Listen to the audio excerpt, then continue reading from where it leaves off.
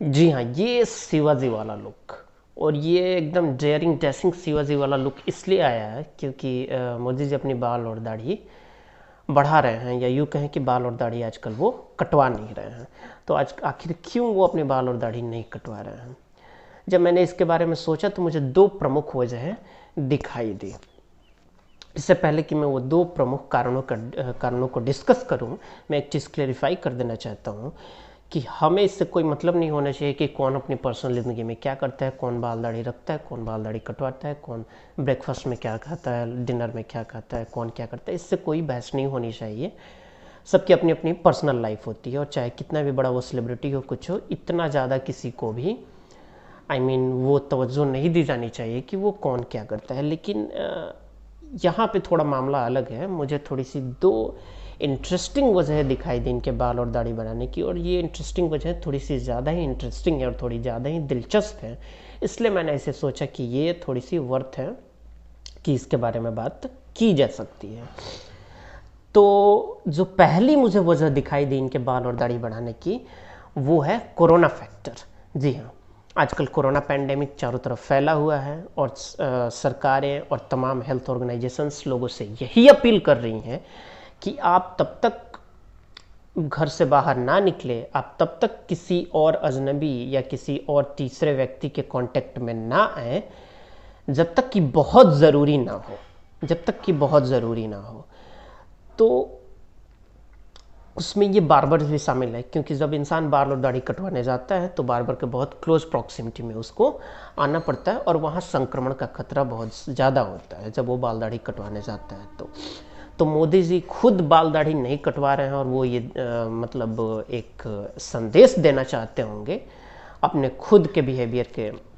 अपने खुद के मतलब इस काम को करके, कि देखो यार, जब मैं बाल दाढ़ी नहीं कटवा रहा हूँ, मैं बार्बर के पास नहीं जा रहा हूँ, या यूँ कहें कि बार्बर उनके पास नहीं आ रहा है, जब वो किसी के भी क्लोज प्रॉक्सिमिटी में इतना नहीं जा रहे हैं बाल दाढ़ी कटवाने के लिए, तो फिर आप लोग भी ना जाएं, और जब तक बहुत ज़रूरी ना हो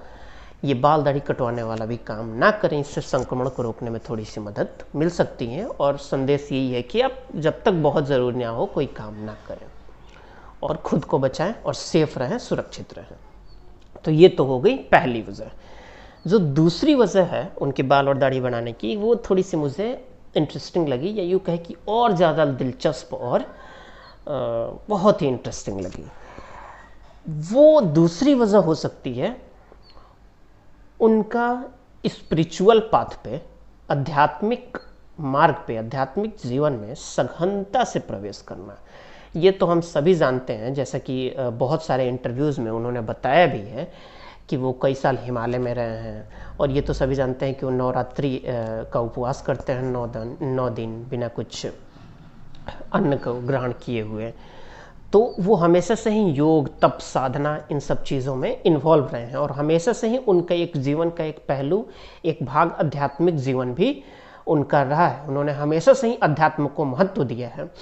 जैसे कि सबसे पॉपुलर जो इस बारे में एक तस्वीर हुई थी, वो हुई थी कि 2019 में जब लोकसभा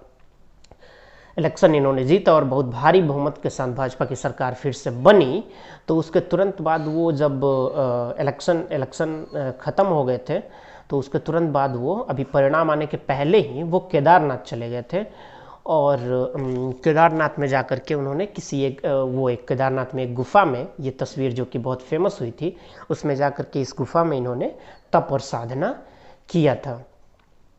और ये काफ़ी फेमस हुई थी। और बताया जाता है कि तब के बाद से ये केफ भी काफ़ी पॉपुलर हो गया, और टूरिज़्म वहाँ पे भी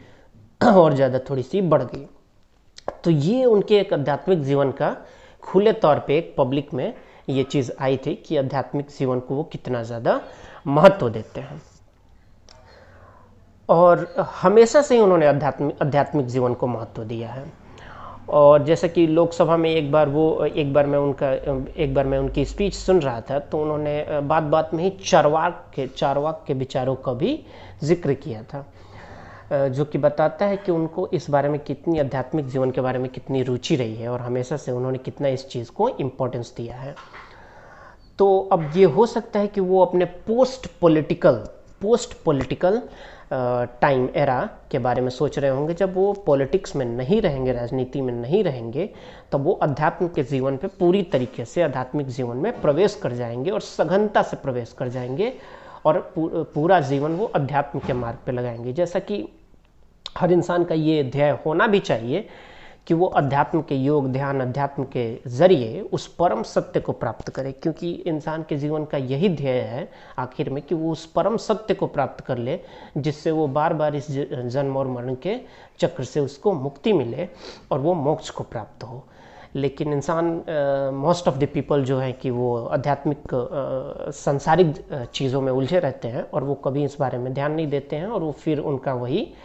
सिलसिला चलता रहता है। लेकिन इंसान का अगर जन्म मिला है तो उसका परम ध्येय यही होता है कि वो एक आध्यात्मिक जीवन पे भी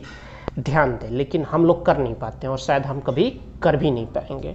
लेकिन जो कर पाते हैं वो सच में बहुत ही प्रीसियस है। तो मोदी जी हमेशा से उन्होंने आध्यात्मिक जीवन को महत्व दिया है और वो ऐसा सोच रहे होंगे कि अब आध्यात्मिक जीवन पे सघनता से प्रवेश किया जाए। और जैसा कि आप सब ने साधु संतों के बारे में देखा होगा कि साधु संत अपनी बाल और दाढ़ी नहीं कटवाते हैं, और बाल और दाढ़ी नहीं कटवाने के पीछे की एक प्रमुख वजह ये होती है, उसके पीछे की एक प्रमुख तर्क ये है कि ऐसा कहे कि वो बाल और दाढ़ी कटवाते नहीं हैं, या यूँ कहे कि हम बाल और दाढ़ी कटवा लेते हैं, क्योंकि उनका तर्क ये है कि प्रकृति ने जो भी दिया है उसको सहजता से स्वीकार करना। अगर प्रकृति बाल और दाढ़ी को बढ़ा रही है तो बढ़ने दो, नहीं बढ़ा रही है तो कोई बात नहीं, खुद से क्यों ज़बरदस्ती उस चीज़ को काटना। तो साधु संतों का ये लॉजिक होता है कि अगर प्रकृति ने जैसा दिया है सहजता से उस चीज़ को स्वीकार करना। अगर बाल और दाढ़ी बढ़ रही है तो बढ़ने दो,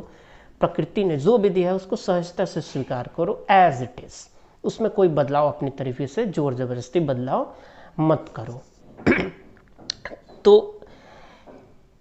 इस वजह से, इस कारणों की वजह से साधु संत कभी अपनी बाल और दाढ़ी नहीं कटवाते हैं। यूँ कहें कि हम बाल और दाढ़ी कटवा लेते हैं, वो तो यूँ ही बस बढ़ने देते हैं, प्रकृति जो कर रही है बस सहजता से उस चीज़ को स्वीकार करते हैं। तो एक ये रीज़न हो सकता है कि मोदी जी भी अब बाल और दाढ़ी यूँ ही बढ़ाते जाएंगे, क्योंकि अब आध्यात्मिक मार्ग पे वो सघनता से प्रवेश करना चाहते हैं।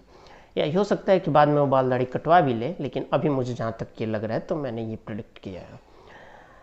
तो ये दूसरा वाला रीज़न वाकई में जो आध्यात्मिक एंगल है, जो स्पिरिचुअल एंगल है, ये वाकई में बहुत ही शानदार और थोड़ी सी इंटरेस्टिंग है।